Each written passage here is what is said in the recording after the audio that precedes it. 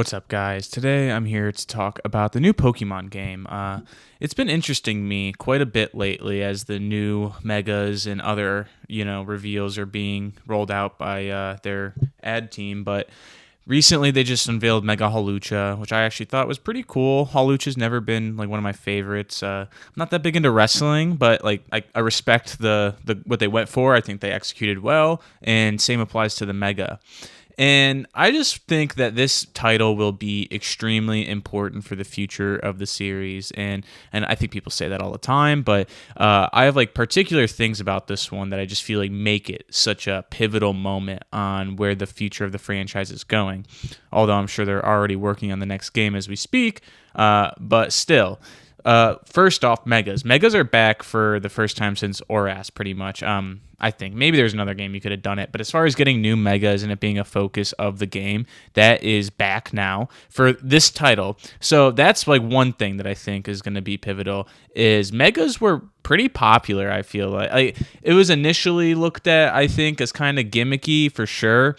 But I think once they started actually rolling megas out and you kind of see these Pokemon that maybe aren't used that often or maybe are only a 1 or 2 stage evolution, get that third form that kind of, makes it complete a little bit. I don't know how else to describe that, but I'm sure you know what I mean. Like Absol. Absol looks like a Pokemon that should have had that looks like a final evolution, but that's obviously the only form it has. So a Pokemon like that I think really, really could use a Mega just to help like kind of give it some more room to leave an impression, I guess. I don't know exactly, but I do think there are just Pokemon that I'm like, you could have done more with this as far as forms and, stages. And I think Mega is a kind of a chance to somewhat help that and give extra love to some Pokemon that maybe, haven't had it in a while.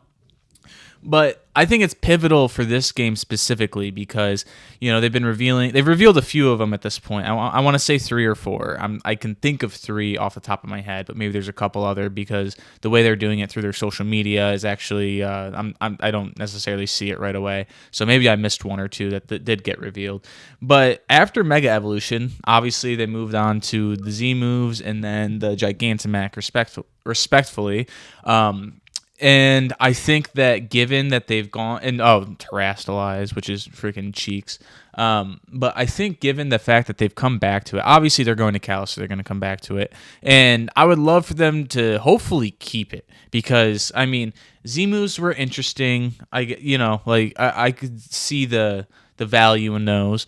And even Gigantamax, although it does somewhat just feel like a ripoff of Mega Evolution in a way. I mean, it's unique in itself too, but it just kind of feels like why not just give him a Mega then at that point if you're going to give him a Gigantamax form?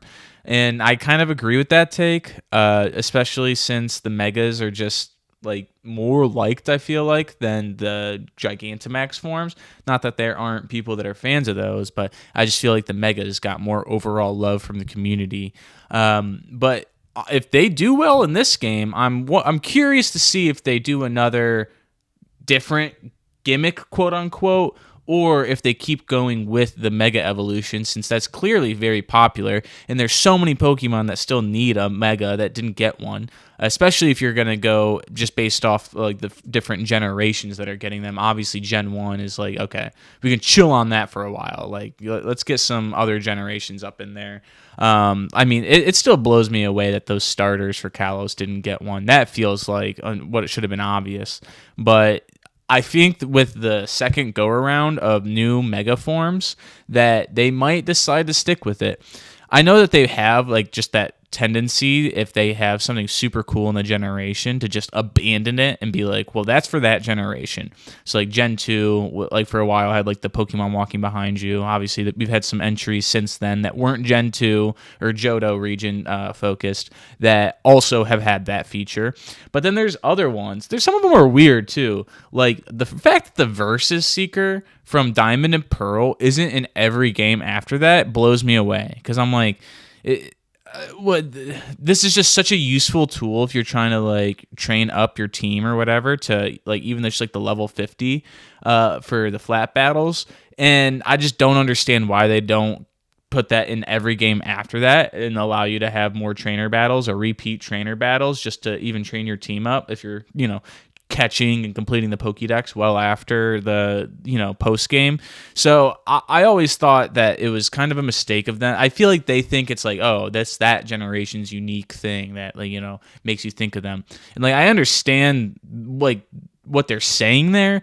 I just don't think that it's worth leaving such good features behind or gameplay mechanics behind just to make it feel like, oh, now that's uniquely from Gen whatever, I don't think that's a really good, or I don't think anyone really like enjoys the fact that they restrict certain features to certain regions/generations. But I'm hoping that the megas are popular again, and they continue to just do those for the foreseeable future. They don't even really put that many out, so I feel like they could get away with doing that for a while before they run out. Not to mention that obviously each generation is bringing their own new Pokemon in, forever like kind of extending that list. But yeah, that is one thing that I'm interested to see after this game. Obviously, that won't be something that's revealed until the next game is revealed, and they go in depth on what that's going to be like. But I'm curious if the reception of the megas from this game will end up impacting them to decide to keep it as like the quote unquote gimmick for each subsequent title after this. Obviously, it's also a Legends title, so they do things in those games that aren't necessarily the mainline Pokemon games. And that's another thing, is the battle system in this. Obviously, this is the first true like live action Pokemon battles we'll ever have. And I think people have been asking for this for a while. Obviously, straying from the core formula, I don't think that's something that's going to be put in mainline games, quote unquote. I think it'll only be in Legends titles or other spin-offs they end up doing. But I'm curious if the reception to this battle style is good, because people have been wanting this for a while. Pokken was kind of like a glimpse, I feel like, into people wanting to actually just play as the Pokemon. But obviously having it in a legit, like, okay, you're battling setting, I'm curious to see how the community, obviously it's all based on execution, and something that's action-based instead of turn-based is going to be harder to execute on well. But, we'll see once the game comes out, see how smooth it is. But the other thing is just the city aspect of this game, and like they're restricting it to the city. And I'm a little bit excited. Someone pointed this out, and it got me excited for it to be only in the city. And that is just how empty cities are in Pokemon games generally. Like, even the big cities, like Old Lumio City from X and Y, like, I mean, that's a huge city, don't get me wrong, and probably the biggest, most bustling city of any Pokemon game ever. But for the most part, these locations have just never really felt really lived in, or it's just kind of buildings with some NPCs to talk to, and you're on to the next town, and that's pretty much it. So I am curious if they're doing this in terms of just seeing if people like the more active cities, giving you more things to do, and if they might take that into consideration for future titles when designing cities. Like, I will say, like, Sword and Shield had me so hyped, obviously, as like the first new gen on Switch back in the day.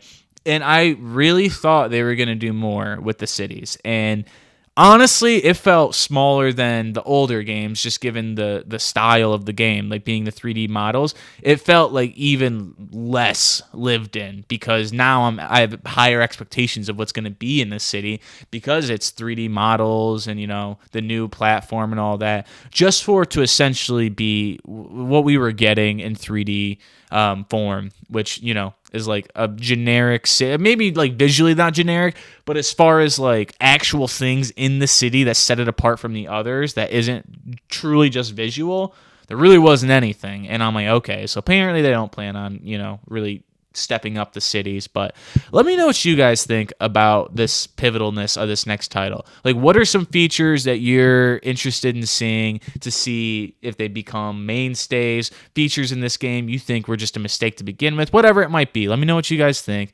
Thanks for watching, thanks for listening, and have a good one. See ya.